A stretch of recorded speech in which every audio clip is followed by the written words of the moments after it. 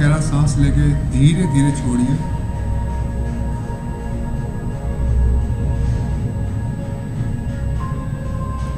आपका सारा ध्यान आपकी सांसों पर रहेगा।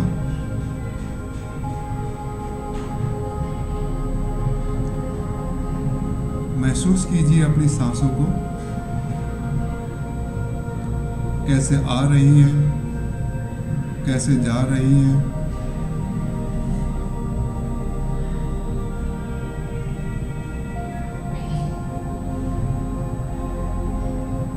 अपनी पेट की मूवमेंट को महसूस कीजिए।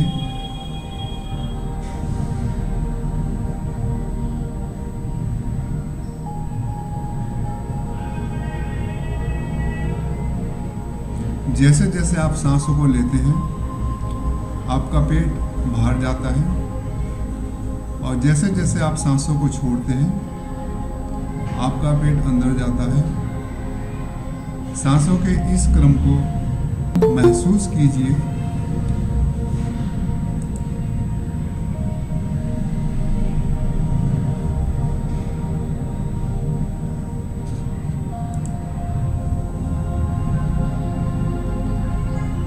आपका सारा ध्यान आपकी सांसों पर है। आपके विचार शांत होते जा रहे हैं, शांत होते जा रहे हैं, बिल्कुल शांत होते जा रहे हैं। आपकी मन की हलचल शांत होती जा रही है। आपके तन की हलचल शांत होती जा रही है, शांत होती जा रही है। आपका सारा ध्यान आपकी सांसों पर है।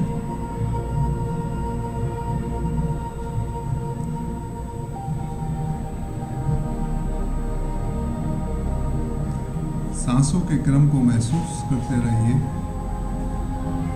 कैसे आ रही है, कैसे जा रही है। आपकी सांसें बिल्कुल नॉर्मल है, सामान्य है।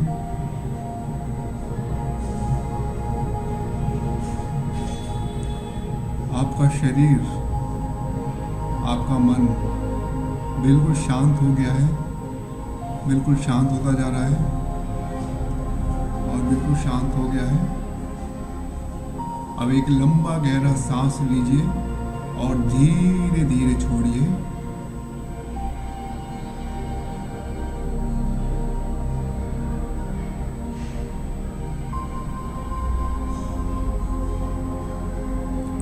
इमेजिन कीजिए एक कमल पुष्प को जिस पर आप बैठे हुए हैं।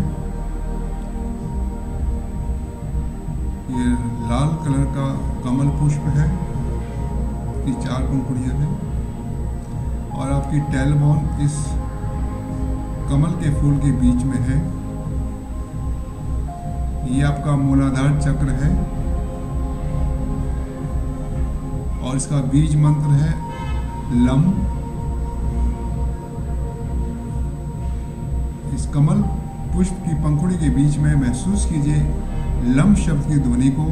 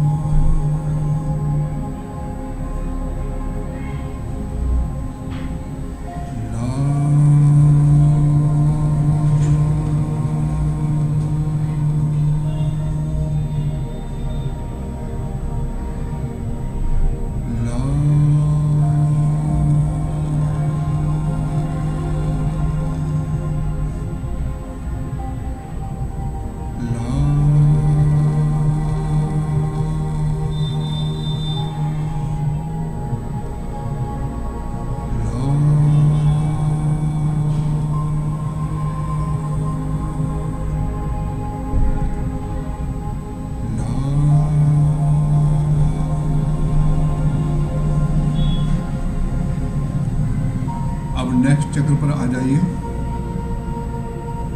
स्वादिष्ठान चक्र, मूलाधार चक्र से थोड़ा ऊपर, नाभि से थोड़ा नीचे। 6 कमल की पंखुड़ियां हैं, ऑरेंज कलर है और इसका बीज मंत्र है बम। 6 ऑरेंज कमल की पंखुड़ी के बीच में बम शब्द की ध्वनि को महसूस कीजिए।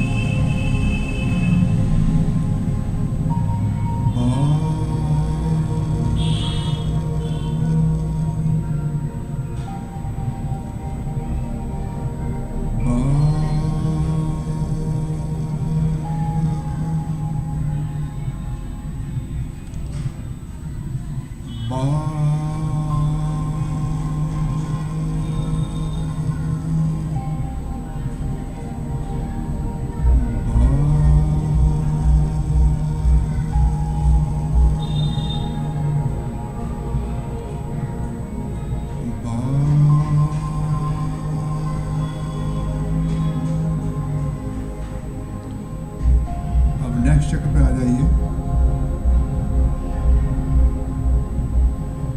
मणिपुर चक्र पर, नाभि से थोड़ा ऊपर है। 10 कमल की पंखुड़ियां हैं, पीला कलर है और इसका बीज मंत्र है रम। 10 पीली कमल की पंखुड़ी के बीच में रम शब्द की ध्वनि को महसूस कीजिए।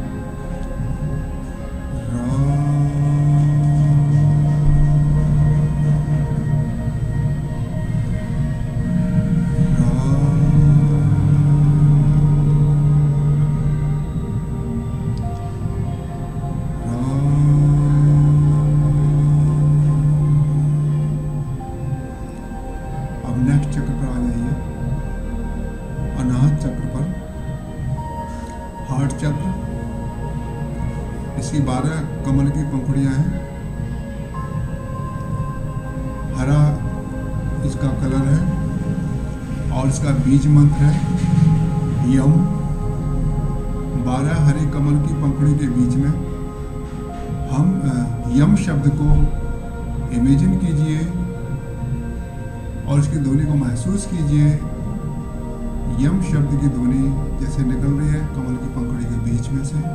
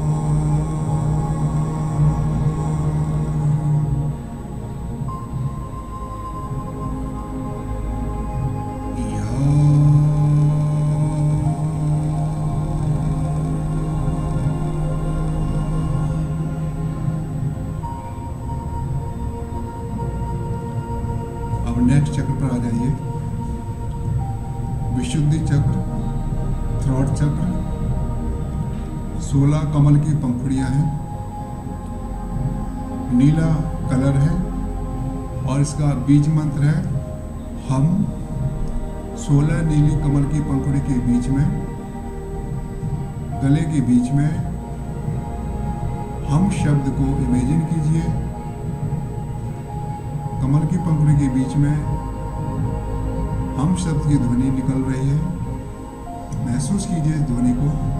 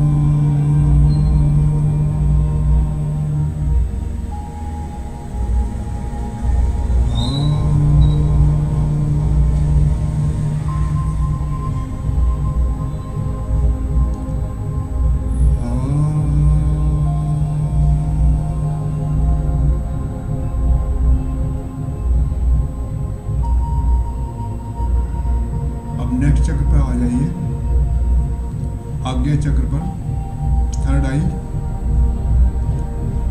दोनों भ्रकुटी के बीच में 2 पंखुड़ियां हैं और इसका कलर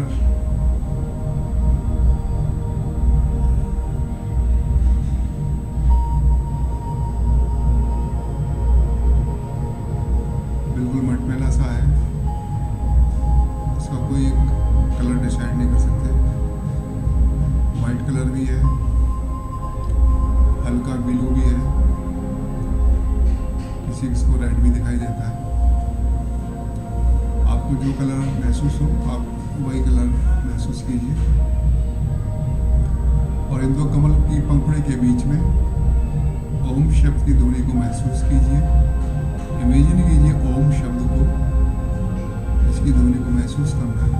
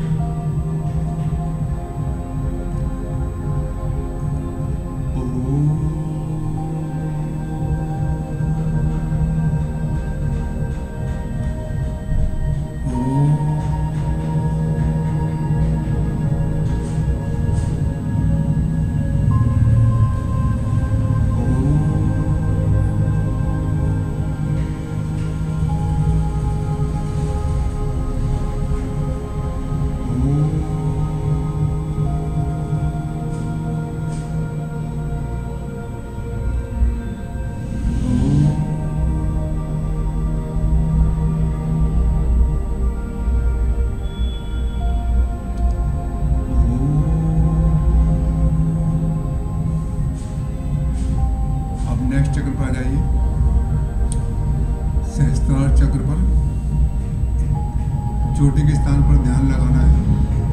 ओम शब्द को यहाँ पर ही इमेजिन करना है।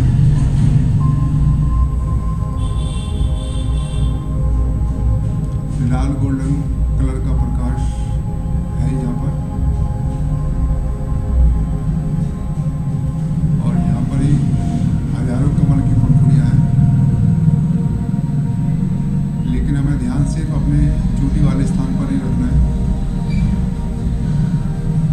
ओम शब्द की ध्वनि को महसूस कीजिए यहाँ पर।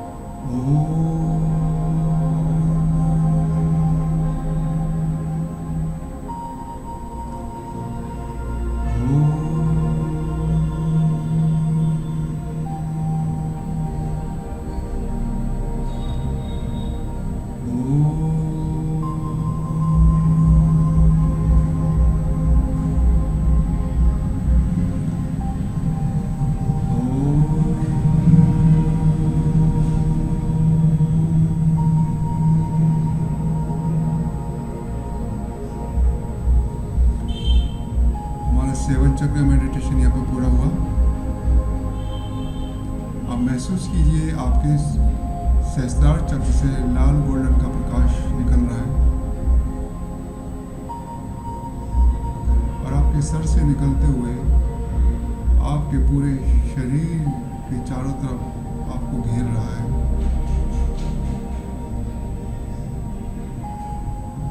महसूस कीजिए इस लाल गोल्डन कलर के प्रकाश को आपके चारों तरफ। इसने आपको पूरी तरह से कवर कर लिया है।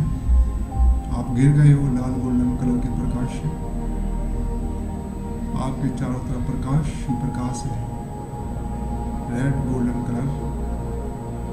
महसूस कीजिए इस रेड गोल्डन कलर के प्रकाश को। ये प्रकाश आपके पूरे शरीर में जा रहा है। आपकी हड्डी, मांस, मज्जा, रक्त, मेद, वीर है। एक एक अणु, एक एक परमाणु में ये प्रकाश जा रहा है। आपके एक एक परमाणु को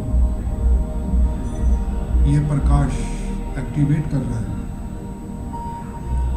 आपके सारे के सारे अणु, परमाणु सकारात्मक ऊर्जा से भरते चले जा रहे हैं। महसूस कीजिए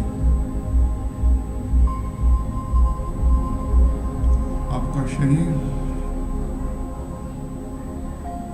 रेड गोल्डन कलर के प्रकाश से भर गया है। प्रकाश ही प्रकाश है। आपका शरीर रेड गोल्डन प्रकाश से भरा हुआ है। आपका शरीर एकदम लाइट का हो गया है। रेड गोल्डन, सिर्फ रेड गोल्डन के प्रकाश से आपका शरीर बना हुआ है। प्रकाश ही प्रकाश है। महसूस कीजिए आपके जितने भी शरीर के डिस्कम्फर्ट हैं, बीमारियां हैं, रोग हैं, वो सारे के सारे समाप्त होते जा रहे हैं। जहाँ जहाँ आपकी जो बीमारी है वहाँ पे ध्यान लगाइए।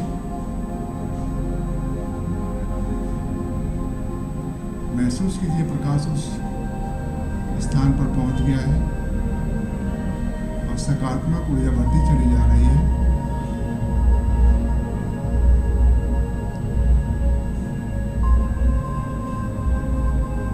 शरीर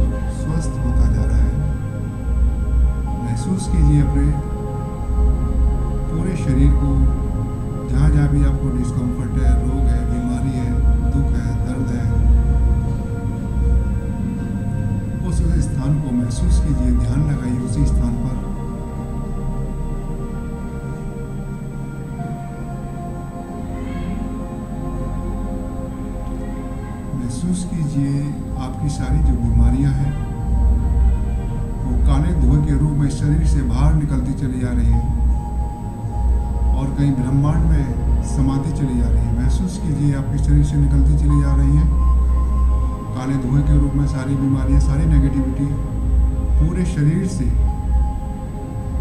निकलते हुए ब्रह्मांड में कहीं दूर समा गई है और आपका शरीर बिल्कुल स्वस्थ होता जा रहा है।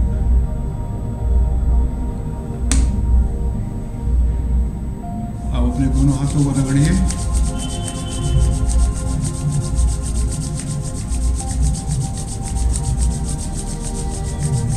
दोनों हाथों को रगड़ते हुए जहाँ भी आपको बीमारी है वहाँ पर आपको लगाना है।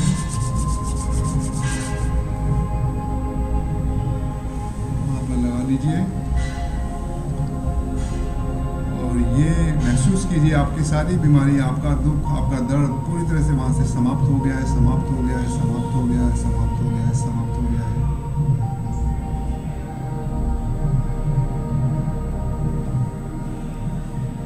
दोनों हाथों को दोबारा से रगड़िए। हीट जनरेट हो गई है। अब थोड़ा सा पीछे ले जाइए और उंगली को थोड़ा सा मोड़िए और पीछे ले जाते हुए आगे ले जाइए, आपस एक दूसरे की तरफ लाइए। महसूस कीजिए एक एनर्जी जनरेट हो गई है आपके दोनों हाथों के बीच में। ये सकारात्मक ऊर्जा है, सकारात्मक ऊर्जा है।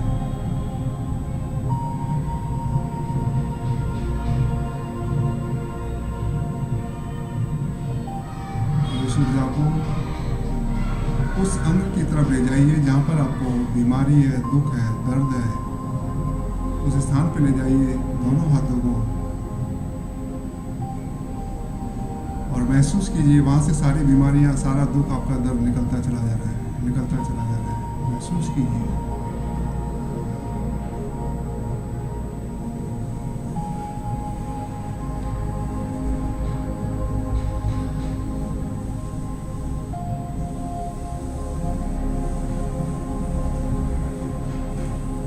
अब धीरे धीरे से कोमलता के साथ अपनी आंखों को खोलिए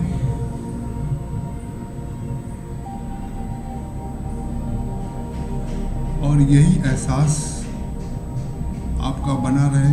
ये गोल्डन कलर का प्रकाश महसूस करते रहिए। आपका शरीर बिल्कुल हल्का हो गया है और आपका पूरा मंडल मजबूत हो गया है, पावरफुल हो गया है। और ये ऑर्डर दे दीजिए कि ये मेरा ऑरा मंडल मजबूत रहेगा और कोई भी नकारात्मक शक्ति इसके अंदर एंटर नहीं करेगी, नहीं करेगी, नहीं करेगी।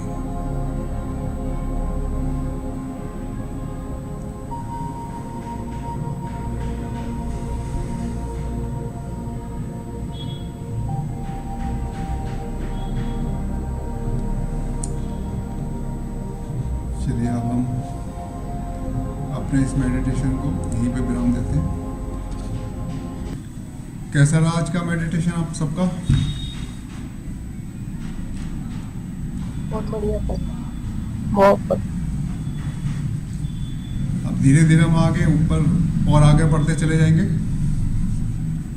और सीधे हम परमपिता परमात्मा के से सारी जो दिव्य शक्तियाँ उनके साथ ही अपने आप को कनेक्ट करेंगे। आगे धीरे धीरे जैसे जैसे बढ़ते चले जाएंगे, जो दिव्य शक्तियाँ उनसे जोड़ेंगे, फिर जो परमात्मा शक्ति है फिर उससे जोड़ेंगे और जुड़ने के बाद फिर हम उसके रिजल्ट देखेंगे, फिर उसको अपने जीवन में उतारेंगे और अनुभव करेंगे हर चीज़ को। सारे दिव्य और परमात्मा अनुभव सब होंगे। तो परमात्मा से अपना संबंध जोड़ना बहुत ज़रूरी है, क्योंकि आज का समय कैसा है, सब लोग अकेले होते चले जा रहे हैं, अपने रिलेशन से अलग होते चले जा रहे हैं। और सबसे ज़्यादा जो परीक्षाएं आ रही हैं वो अपने रिलेशन से आ रही हैं। हर किसी के जीवन में आज की डेट में यही है सामने वाले से तो ज़्यादा इतना परीक्षाएं नहीं आ रही है, लेकिन जो रिलेशन में जो खासकर जो हमारे ज़्यादा क्लोज हो रहे हैं उनसे ज़्यादा परीक्षाएं आ रही हैं। और इन परीक्षाओं से पास होने के लिए परमात्मा से जुड़ना बहुत ज़रूरी है। और कोई भी आपके काम नहीं आएगा केवल एक परमात्मा के सिवा। जब सारे रिलेशन आपके हाथ खड़े कर देते हैं ना, तो एक परमात्मा ही है जो आपके काम आता है। इसीलिए जो भी रिलेशन बनाओ परमात्मा के साथ बनाइए, क्योंकि जब परमात्मा से आप रिलेशन बना लेते हैं तो परमात्मा ही ऐसा है जो उस रिलेशन को निभाता है। इसलिए भगवान से रिलेशन बना के रखना चाहिए, चाहे आपको वो रिलेशन किसी भी रूप में अच्छा लगता हो। चाहे आपको भाई के रूप में रिलेशन बनाना अच्छा लगता है तो परमात्मा को अपना भाई बना लीजिए। पिता के रूप में बनाना चाहते हैं पिता के रूप में बना लीजिए। अपने साथी के रूप में, मित्र के रूप में बनाना चाहते हैं तो मित्र के रूप में बना लीजिए। अपने जीवन साथी के रूप में अगर आप चाहते हैं कि मेरे को जीवन साथी के रूप में बनाता है तो अपने जीवन साथी के रूप में उसको बना लीजिए।